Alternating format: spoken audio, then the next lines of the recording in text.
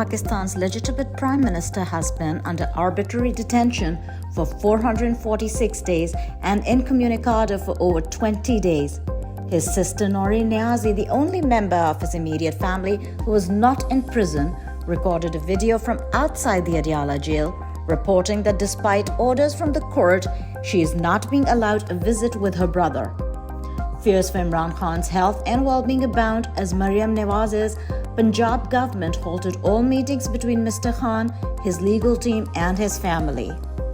Meanwhile, Mrs. Bushra Khan was finally awarded bail by the Islamabad High Court after 267 days, but her legal team reported that they went to 3 different courts to submit the surety bonds and get the release order signed. However, the staff informed them that none of the judges were available. Imran Khan's sisters Alima and Uzma Khan have been imprisoned for over 20 days despite them not committing any crime in clear violation of human rights, and his lawyer Intizar Panjata has been abducted and disappeared for 16 days.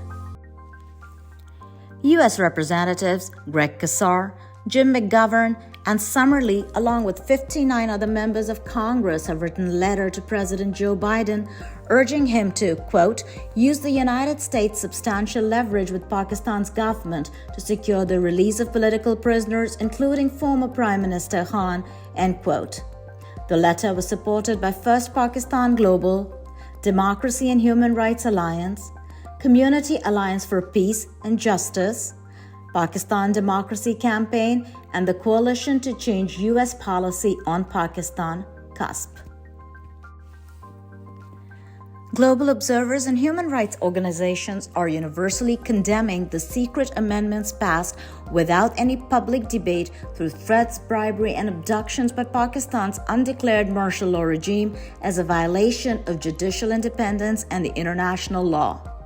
The UN High Commissioner for Human Rights, Volker Turk, has said the 26th Constitutional Amendment, quote, will seriously undermine independence of the judiciary, end quote, in Pakistan.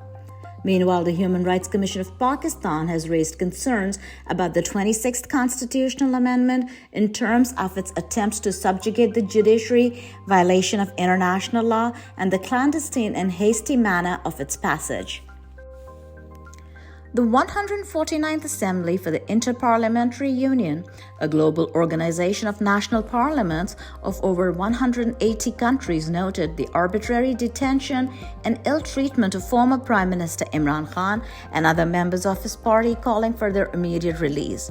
Dr. Larry Brilliant, a physician, epidemiologist, innovator, and philanthropist who worked with the World Health Organization to help eliminate smallpox from the world, has spoken up for Imran Khan, saying that, quote, what happened to Alexei Navalny in Russia's Gulag cannot be allowed to happen to Imran Khan, end quote. British billionaire Richard Branson shared an old photo with former Pakistan Prime Minister Imran Khan and called for his immediate release from prison, while Canadian engineer, billionaire, internet entrepreneur, and former producer Jeffrey Skoll echoed Sir Richard's sentiments.